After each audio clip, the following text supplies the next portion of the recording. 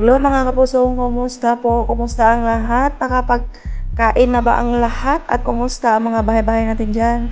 Siya nga pala, kailangan ko na munang lisanin ang Pilipinas ngayon upang ipagpatuloy ko muna ang pagpangarap ng mga anak ko na kahit kasi kailangan nila makapagtapos sa pag-aaral at ako ay di halong biro ang aking pinagdaramdam ngayon ay sadyang kalungkutan, kasiyahan at basta hindi ko mawari yung pakiramdam ko ngayon na nakasakay ako ulit ng eroplano. Alright, so patungo po ako Manila ngayon. O di ba nasa loob kami, walang katao-tao, still nasa dulo pala ako. Hahaha.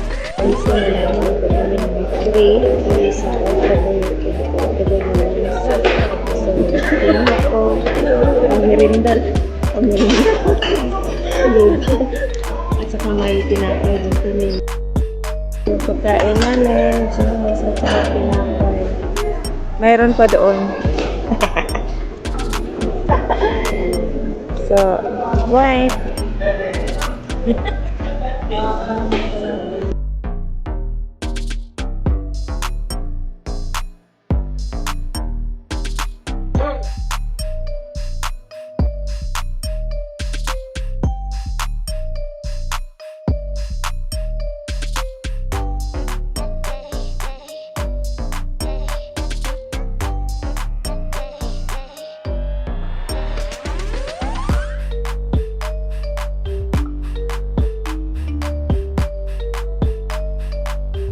Guys, dito ko rin sa OFW Lounge, no? Terminal 3. So, flight na mo ugma pa. So, namin diri gatambay ron. So, ang sa ako doon naobserbahan diri sa akong atbang is na mga linya. So, nagsige ko pangutana kung saan ilang gilinyahan.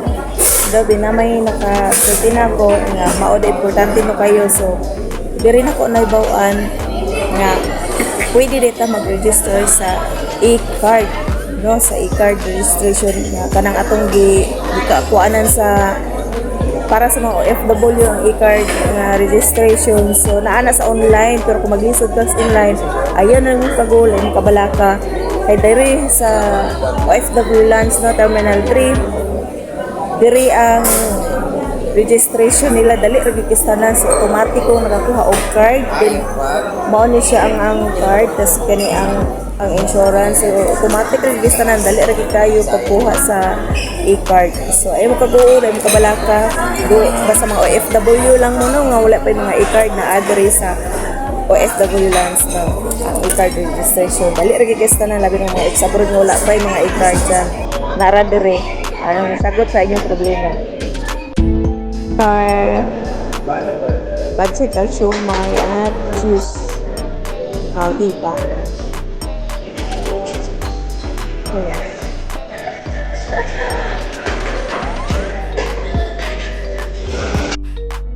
Na-board siya nangaliksik.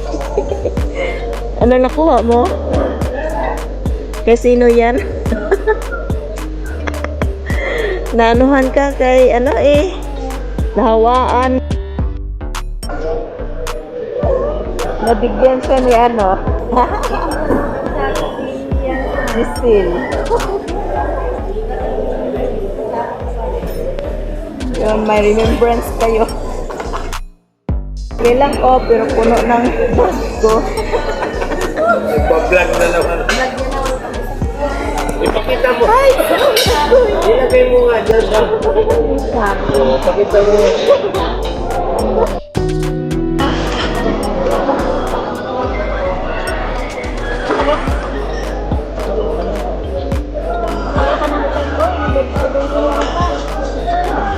Nakapasok ka na?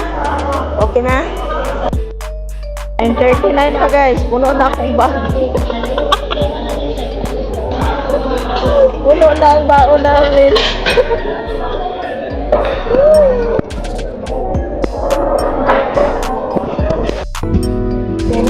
Sa kakain na naman ulit kami ng lugaw. Kain na naman kami ulit. Nakakagutom. Malapit lang yung pagkainan, no? Ito na. This is it.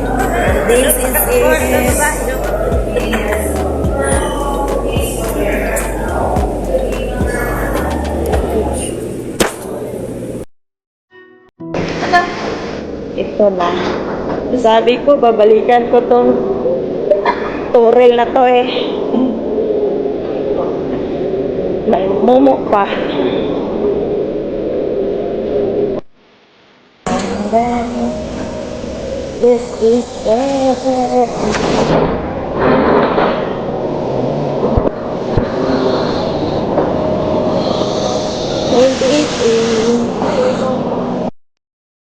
Nandito na kami sa aming seat. So, magkatabi pa rin kami. Hindi kami pinaghiwalay sa tadhana.